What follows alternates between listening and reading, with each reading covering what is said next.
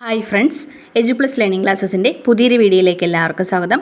LPUP 60 days ചാലഞ്ചുമായി ബന്ധപ്പെട്ടുകൊണ്ട് ബയോളജിയുടെ ഭാഗത്ത് നമുക്ക് ഇന്ന് പഠിക്കാനുള്ളത് ദഹന വ്യവസ്ഥയാണ്. അതുമായി ബന്ധപ്പെട്ടുകൊണ്ട് PSC മുൻപ് ചോദിച്ചിട്ടുള്ള ചോദ്യങ്ങളും അതിൻ്റെ അനുബന്ധ വിഷയങ്ങളും നമുക്ക് പഠിച്ചെടുക്കാം. ആദ്യത്തെ ചോദ്യം: പോഷണ പ്രക്രിയയിലെ ശരിയായ ഘട്ടങ്ങളെ സൂചിപ്പിക്കുന്ന ഫ്ലോ ചാർട്ട് ചുവടെ തന്നിരിക്കുന്നവയിൽ നിന്നും കണ്ടെത്തി എഴുതുക. പോഷണ പ്രക്രിയയിലെ ശരിയായ ഘട്ടങ്ങളെക്കുറിച്ചാണ് ചോദിച്ചിട്ടുള്ളത്. ശരിയായി വരുന്നത് ഓപ്ഷൻ എ ആണ്. ആദ്യം വരുന്നത് ആഹാര സ്വീകരണമാണ്. അതിനുശേഷം ദഹനം, ആഗിരണം, സ്വാംശീകരണം, വിസർജനം. പോഷണ പ്രക്രിയയിലെ ഘട്ടങ്ങളാണ് ആഹാര സ്വീകരണം, ദഹനം, ആഗിരണം, സ്വാംശീകരണം, വിസർജനം.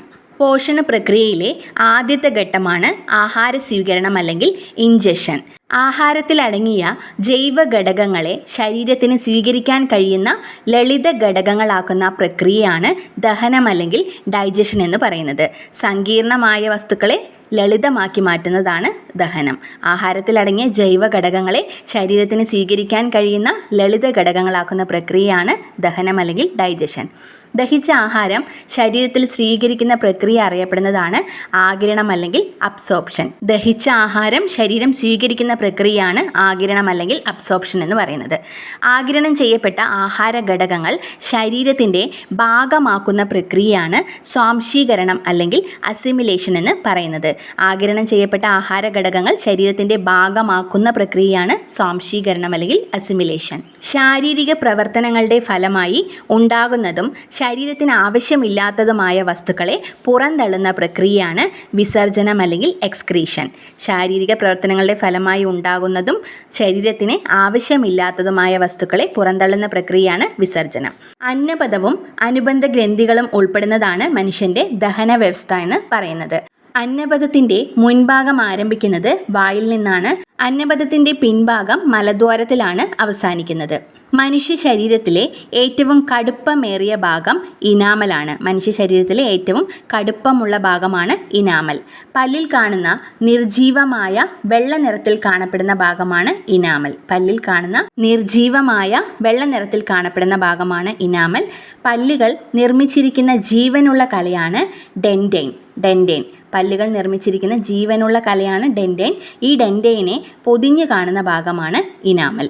അടുത്തത് അന്നജത്തെ ദഹിപ്പിക്കുന്ന രാസാഗ്നിയാണ്. അന്നജത്തെ ദഹിപ്പിക്കുന്ന രാസാഗ്നിയാണ് അമിലേസ്. അമിലേസ് ആണ് അന്നജത്തെ ദഹിപ്പിക്കുന്ന രാസാഗ്നി. മാംസ്യത്തെ ദഹിപ്പിക്കുന്ന രാസാഗ്നി പെപ്സിൻ ആണ്. മാംസ്യത്തെ ദഹിപ്പിക്കുന്ന രാസാഗ്നിയാണ് പെപ്സിൻ.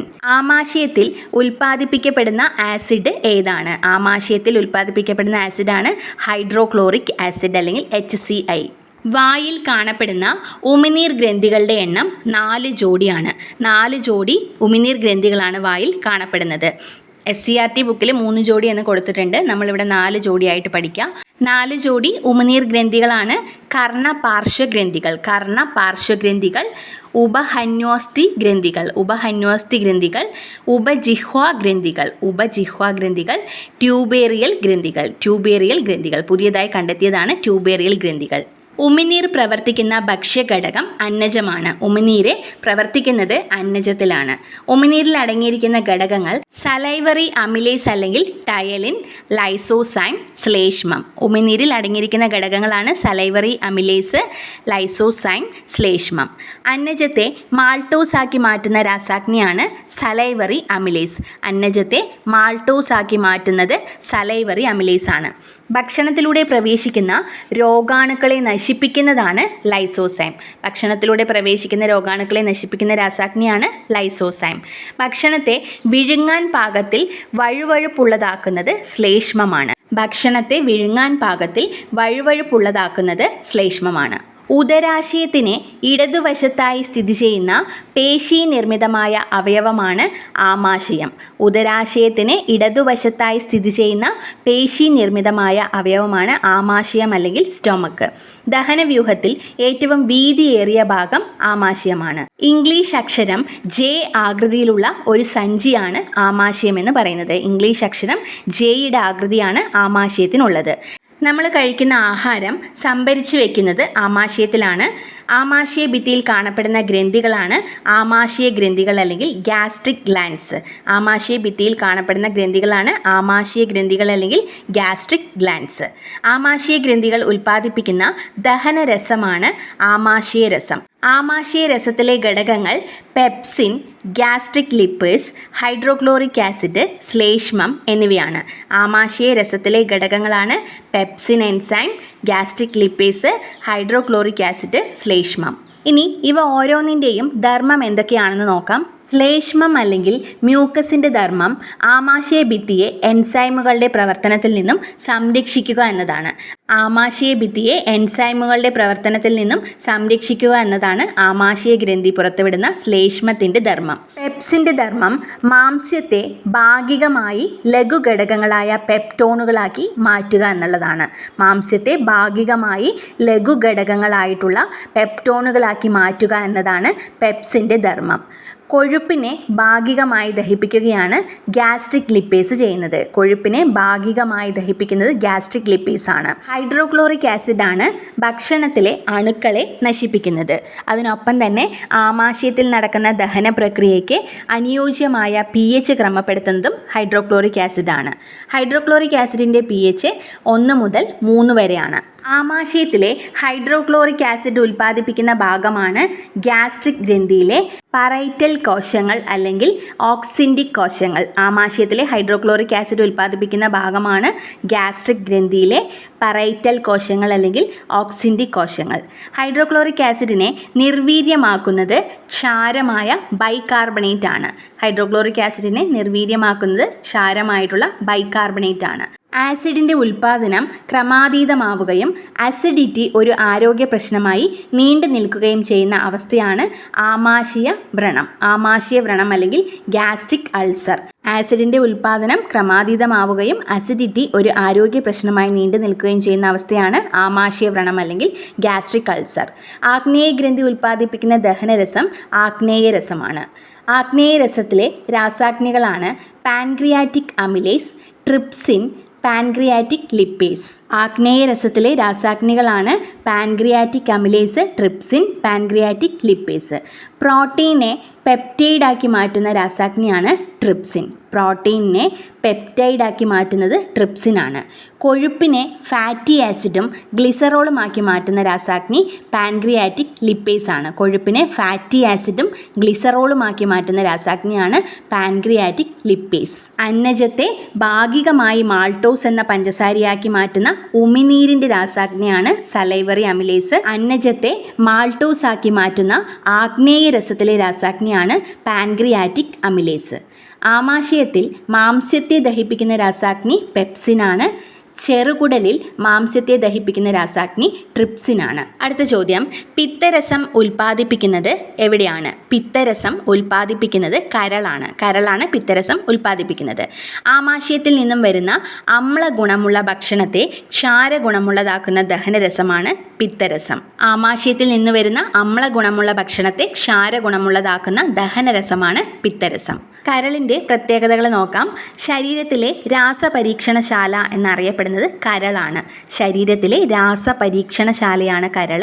കരളിൻ്റെ ആകെ ഭാരം 1500 ഗ്രാമാണ്. 1500 ഗ്രാമാണ് കരളിൻ്റെ ഭാരം. കരളിനെ കുറിച്ചുള്ള പഠനം അറിയപ്പെടുന്നത് ഹെപ്പറ്റോളജി എന്ന പേരിലാണ്. കരളിനെ കുറിച്ചുള്ള പഠനമാണ് ഹെപ്പറ്റോളജി. മനുഷ്യ ശരീരത്തിലെ ഏറ്റവും വലിയ ആന്തരിക അവയവം കരളാണ്. മനുഷ്യ ശരീരത്തിലെ ഏറ്റവും വലിയ ആന്തരിക അവയവം കരളാണ്. മനുഷ്യ ശരീരത്തിലെ ഏറ്റവും വലിയ രണ്ടാമത്തെ അവയവവും കരളാണ്. ഏറ്റവും വലിയ ഗ്രന്ഥിയാണ് കരൾ. മനുഷ്യ ശരീരത്തിലെ ഏറ്റവും വലിയ ഗ്രന്ഥിയാണ് കരൾ.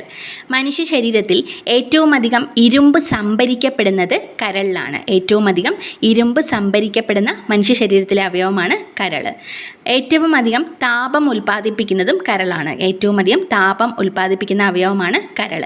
പുനരുജ്ജീവന ശക്തിയുള്ള മനുഷ്യ ശരീരത്തിലെ അവയവം കരളാണ്. പുനരുജ്ജീവന ശക്തിയുള്ള അവയവമാണ് കരൾ. 2 ലോബുകളുള്ള അവയവമാണ് കരൾ. മനുഷ്യ ശരീരത്തിൽ ഏറ്റവും കൂടുതൽ കൊഴുപ്പ് സംഭരിക്കുന്ന അവയവവും കരളാണ്. മനുഷ്യ ശരീരത്തിൽ കടന്നുകൂടുന്ന വിഷവസ്തുക്കളെ നിർവീര്യമാക്കുന്ന അവയവം കരളാണ്. മനുഷ്യ ശരീരത്തിൽ കടന്നുകൂടുന്ന വിഷവസ്തുക്കളെ നിർവീര്യമാക്കുന്നത് കരളാണ്. ഉപ അപചയ പ്രവർത്തനങ്ങളുടെ കേന്ദ്രം എന്നറിയപ്പെടുന്നത് കരളാണ്. ഉപ അപചയ പ്രവർത്തനങ്ങളുടെ കേന്ദ്രമായിട്ടുള്ള അവയവമാണ് കരൾ. ഗ്ലൂക്കോസിനെ ഗ്ലൈക്കോജനാക്കി മാറ്റി സംഭരിച്ചു വെക്കുന്നത് കരളിലാണ്. ഗ്ലൂക്കോസിനെ ഗ്ലൈക്കോജനാക്കി സംഭരിച്ചു വെക്കുന്നത് കരളിലാണ്. സസ്യങ്ങളിൽ കാണപ്പെടുന്ന ബീറ്റാ കരോട്ടിനെ കരളിൽ വെച്ച് വിറ്റാമിൻ എ ആക്കി മാറ്റുന്നു. സസ്യങ്ങളിൽ കാണപ്പെടുന്ന ബീറ്റാ കരോട്ടിനെ വിറ്റാമിൻ എ ആക്കി മാറ്റുന്നത് കരളിൽ വെച്ചാണ്. മനുഷ്യ ശരീരത്തിൽ രക്തം കട്ട പിടിക്കുന്നതിനാവശ്യമായിട്ടുള്ള പ്രോട്ടീൻ നിർമ്മിക്കപ്പെടുന്നത് കരളിലാണ്. മനുഷ്യ ശരീരത്തിൽ രക്തം കട്ട പിടിക്കുന്നതിനാവശ്യമായിട്ടുള്ള പ്രോട്ടീൻ നിർമ്മിക്കപ്പെടുന്നത് കരളിലാണ്. അമിതമായി കരളിൽ അടിയുന്ന വൈറ്റമിനാണ് വൈറ്റമിൻ എ. അമിതമായിട്ട് കരളിൽ അടിയുന്ന വൈറ്റമിൻ എ ആണ്. കരളിൻ്റെ പ്രവർത്തനങ്ങൾക്ക് ആവശ്യമായ വൈറ്റമിൻ കെ ആണ്. വൈറ്റമിൻ കെ ആണ് കരളിൻ്റെ പ്രവർത്തനങ്ങൾക്ക് ആവശ്യമായിട്ടുള്ള വൈറ്റമിൻ. യൂറിയ നിർമ്മാണം നടക്കുന്ന ശരീരഭാഗം കരളാണ്. യൂറിയ നിർമ്മാണം നടക്കുന്നത് കരളിലാണ്. നമ്മൾ പറഞ്ഞു പിത്തരസം ഉൽപ്പാദിപ്പിക്കുന്നത് കരളാണ്. പിത്തരസം സംഭരിക്കപ്പെടുന്നത് പിത്താശയത്തിലാണ്. കൊഴുപ്പിനെ ചെറു കണികകളാക്കുന്ന ദഹനരസമാണ് പിത്തരസം. കൊഴുപ്പിനെ ചെറു കണികകളാക്കുന്ന ദഹനരസം പിത്തരസമാണ്. കൊഴുപ്പിനെ ചെറു കണികകളാക്കുന്ന പ്രക്രിയ അറിയപ്പെടുന്ന പേരാണ് എമൽസിഫിക്കേഷൻ ഓഫ് ഫാറ്റ്. രാസാഗ്നികൾ അടങ്ങിയിട്ടില്ലാത്ത ദഹനരസം പിത്തരസമാണ്. പിത്തരസത്തിൻ്റെ നിറം പച്ചയും മഞ്ഞയും കലർന്ന നിറമാണ് പിത്തരസത്തിന്. പിത്തരസത്തിലെ വർണ്ണകങ്ങളാണ് ബിലിറുബിൻ, ബിലിവിർഡിൻ. ബിലിറുബിൻ ശരീരദ്രാവകങ്ങളിൽ കലർന്ന് കലകളിൽ വ്യാപിക്കുകയും അതിലൂടെ കലകൾക്ക് മഞ്ഞ നിറം ഉണ്ടാകുകയും ചെയ്യുന്ന അവസ്ഥയാണ് മഞ്ഞപ്പിത്തം അല്ലെങ്കിൽ ഹെപ്പറ്റൈറ്റിസ് എന്ന് പറയുന്നത്. ബിലിറുബിൻ ശരീരദ്രാവകങ്ങളിൽ കലർന്ന് കലകളിൽ വ്യാപിക്കുകയും അതിലൂടെ കലകൾക്ക് മഞ്ഞ നിറം ഉണ്ടാകുകയും ചെയ്യുന്ന അവസ്ഥയാണ് മഞ്ഞപ്പിത്തം അല്ലെങ്കിൽ ഹെപ്പറ്റൈറ്റിസ്. ചെറുകുടലിലെ ഗ്രന്ഥികൾ ഉൽപ്പാദിപ്പിക്കുന്ന ദഹനരസങ്ങളാണ് ആന്ത്രരസം. ചെറുകുടലിലെ ഗ്രന്ഥികൾ ഉൽപ്പാദിപ്പിക്കുന്ന ദഹനരസങ്ങളാണ് ആന്ത്രരസം. ആന്ത്രരസത്തിൽ അടങ്ങിയിരിക്കുന്ന ഘടകങ്ങൾ പെപ്റ്റൈഡുകളും ഡൈസാക്കറൈഡുകളുമാണ്. പെപ്റ്റൈഡുകളെ അമിനോ ആസിഡുകളാക്കുന്നത് പെപ്റ്റൈഡ്സ് ആണ്. മാൾട്ടോസിനെയും മറ്റ് ഡൈസാക്കറൈഡുകളെയും ഗ്ലൂക്കോസ്, ഫ്രക്ടോസ്, ഗാലക്ടോസ് എന്നീ മോണോസാക്കറൈഡുകളാക്കി മാറ്റുന്നത് ഡൈസാക്കറൈഡ്സ് ആണ്. മാൾട്ടോസിനെയും മറ്റ് ഡൈസാക്കറൈഡുകളെയും ഗ്ലൂക്കോസ്, ഫ്രക്ടോസ്, ഗാലക്ടോസ് എന്നീ മോണോസാക്കറൈഡുകളാക്കി മാറ്റുന്നത് ഡൈസാക്കറൈഡ്സ് ആണ്. അടുത്ത ചോദ്യം, ആഹാര പദാർത്ഥത്തിലെ ജലം ശരീരത്തിലേക്ക് ആഗിരണം ചെയ്യുന്നത് എവിടെ വെച്ചാണ്? ആഹാരപദാർത്ഥത്തിലെ ജലം ശരീരത്തിലേക്ക് ആഗിരണം ചെയ്യുന്നത് വൻകുടലാണ്. വൻകുടലിൽ വെച്ചാണ് ആഹാരപദാർത്ഥത്തിലെ ജലം ശരീരത്തിലേക്ക് ആഗിരണം ചെയ്യപ്പെടുന്നത്. പോഷകങ്ങളുടെ ആഗിരണത്തിന് ശേഷമുള്ള ദഹന അവശിഷ്ടങ്ങൾ നീങ്ങുന്നത് വൻകുടലിലേക്കാണ്. പോഷകങ്ങളുടെ ആഗിരണത്തിന് ശേഷമുള്ള ദഹന അവശിഷ്ടങ്ങൾ വൻകുടലിലേക്കാണ് പോകുന്നത്. ശരീരത്തിൽ വിറ്റാമിൻ കെ ഉൽപ്പാദിപ്പിക്കുന്ന ബാക്ടീരിയകൾ കാണപ്പെടുന്നത് വൻകുടലിലാണ്. ശരീരത്തിൽ വിറ്റാമിൻ കെ ഉൽപ്പാദിപ്പിക്കുന്ന ബാക്ടീരിയകൾ കാണപ്പെടുന്നത് വൻകുടലിലാണ്. വിറ്റാമിൻ കെ ആവശ്യമായിട്ടുള്ള അവയവമായിരുന്നു കരൾ.